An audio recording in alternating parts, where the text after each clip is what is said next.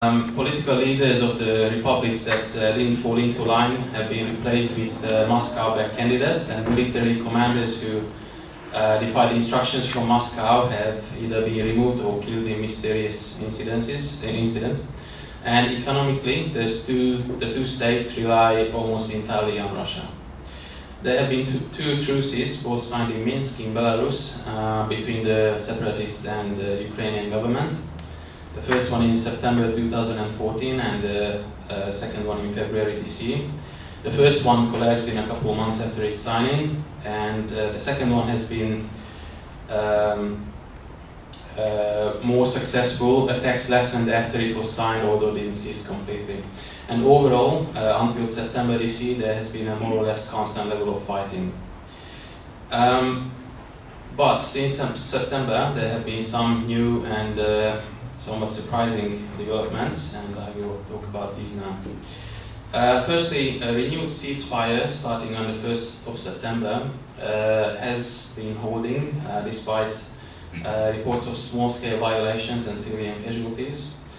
And then in early October, both sides started withdrawing weapons from the front line. So the obvious question is, why have these changes taken place? Why have the separatists lost the will to fight, despite not gaining their goal of becoming part of Russia, or at least getting greater independence from Ukraine? I will answer these questions, but first let's take a look at another surprising recent development, which is the postponing of local elections in the rebel-held areas. And as we'll see, this is interlinked with the withdrawal of weapons. After the leaders of Russia, Germany, Ukraine and France held talks about the crisis in early October, local elections originally planned in Donetsk and Luhansk for October were postponed by the rebels themselves until February this year. This happened due to prompting from Moscow, but I'll talk about this later.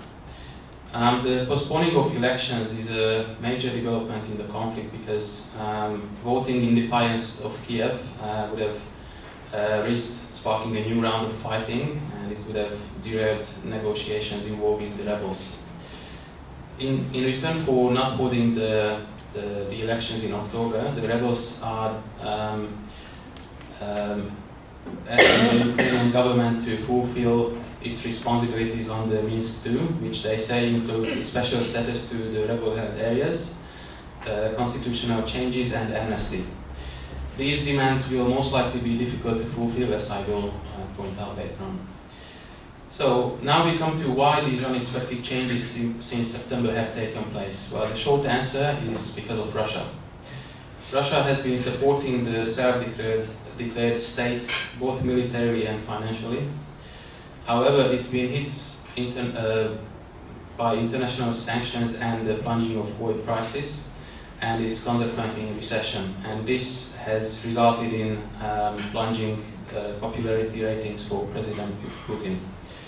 Ending the sanctions, therefore, is one of his main goals, and so he decided that he didn't want to risk broadening his conflict over Ukraine with the US and the European Union. Therefore, he is de-escalating the conflict. And another major factor in the new developments is that Russia has now switched its focus to its military operations in Syria. As a result of these two factors, rebel leaders and people close to the Kremlin are saying that Russia is aiming to freeze the uneasy status quo in Ukraine to avoid a major escalation. And this explains why, as rebel leaders themselves have said, Russia has tightened the reins on their rebellion, which means that it's been sending clear signals to the rebel leaders that it wants to limit ceasefire violations, and it wants these states to focus on turning the makeshift administration into a functioning government. And to assist with this, Russia has been sending dozens of Moscow-trained bureaucrats, and this also indicates that going forward, Russia wants to use the rebel regions to keep pressure on Ukraine. Despite the drastic lowering of the intensity of the conflict, there are several serious issues that remain that are obstacles to a lasting and peaceful resolution of the crisis, and I will talk about these now. If the ceasefire continues to hold, the Ukrainian parliament will vote, probably in December, about passing constitutional changes that will give the rebel-held areas more autonomy, which is one of their and Russia's main demands. Ukrainian President Petro Poroshenko is confident that he will be able to persuade the parliament to make these changes, but this will not be easy given that this requires a 2/3 majority. And this won't be easy in light of events this August, when after legislators approved a preliminary version of the bill, deadly clashes erupted outside the parliament, and the ultranationalist radical party left the coalition government following the preliminary voting for the bill. Another serious issue is that the details of the postponed elections have yet to be worked out, and some of the questions in relation to this include who will police the elections. Kiev says that the rebels have to disarm and submit to Ukrainian law, but it's questionable whether they will agree to this. What parties will stand in the poll, given that most members of the Ukrainian parliament are against amnesty for the rebels? Who will be able to vote? Ukraine wants those that have fled, which means hundreds of thousands of people, to be able to vote. But many of these people have fled to Russia, and Russia wants them to be able to vote remotely from there, but Ukraine is opposing this. Another issue is that many of the separatist regions haven't given up hope that they could be annexed by Russia, just like Crimea was. Although it also has to be said that it's not clear how much of a problem this will be, because the separatist leaders are not homogeneous. Some are seen as more radical and some are seen as more easy to talk with. And it's also true that separatist leaders have little choice but to follow Russia's instructions, as mentioned earlier.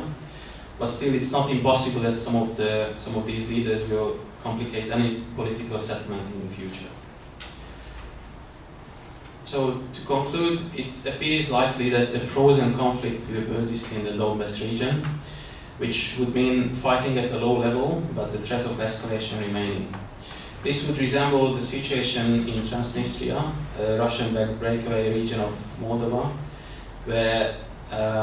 whose fate is still unresolved more than 20 years after fighting there subsided. Freezing the conflict in eastern Ukraine amounts to an admission by Russia that international pressure, plunging oil prices, Ukrainian resistance and its military operations in Syria made backing further separatist advances in Ukraine too costly. Therefore, Putin wants to get out of the situation there with minimal losses. However, while Russia's focus has been shifting away from Ukraine, there are opinions that Russia will never abandon the separatists. As I said earlier, it's attempting to freeze the status quo in order to keep pressure on Ukraine in the future. As the Chief of Staff of Ukrainian President Poroshenko has said, for Putin, Ukraine will forever be in focus. In summary, the overall conclusion is that the conflict in eastern Ukraine is nowhere near over. Thank you.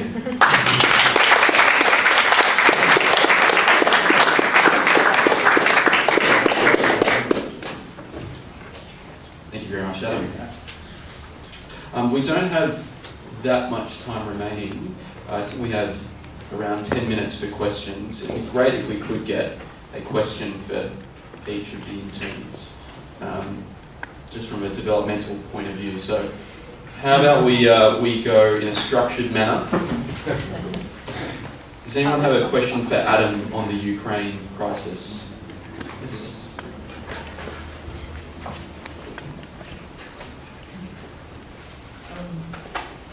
Yeah, Adam, I was actually quite fascinated by the thing you developed there, because it was considerably more optimistic than some of the scenarios that I've seen. I guess the sort of questions that arise in my head are, to what extent does what's looking like an improvement result from a calculation by both sides that resort to extremism on either side is not going to go anywhere?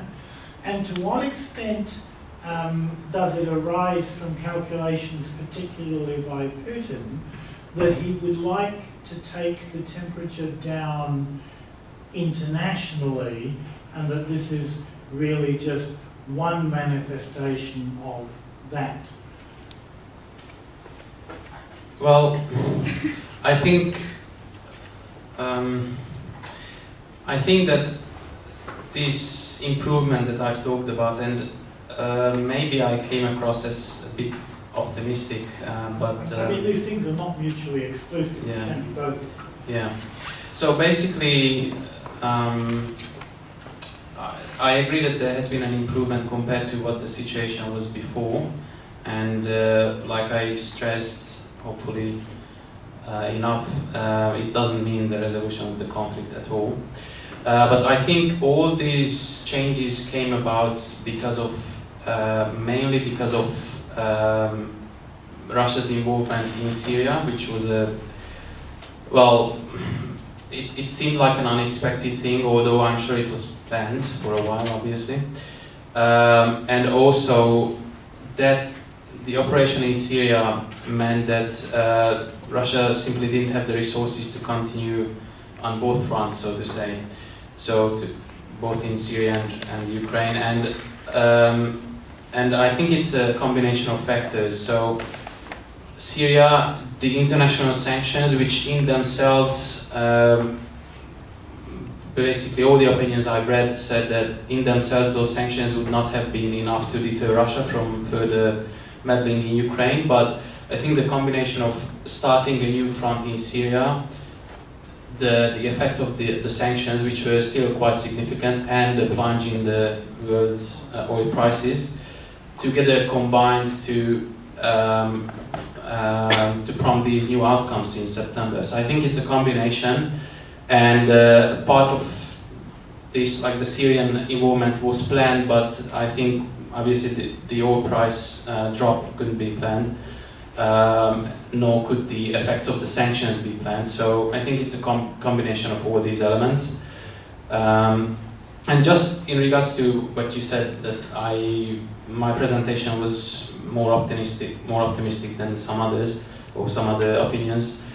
I think it's important to stress that we don't really know what's ahead. So while these improvements of the past 2 months look good and certainly mean an improvement compared to the previous situation, I think it's important to stress that we don't know what will happen in the future. So there's no guarantee that this course that's been running now will continue. There could be a deterioration, or there could be some improvement, or, as I pointed out, likely a frozen sort of uneasy status quo will remain, but that's just a likely outcome. No one can say how it will be, I think. I'm sorry, we're going to have to move on because I'd like to have a question for everyone.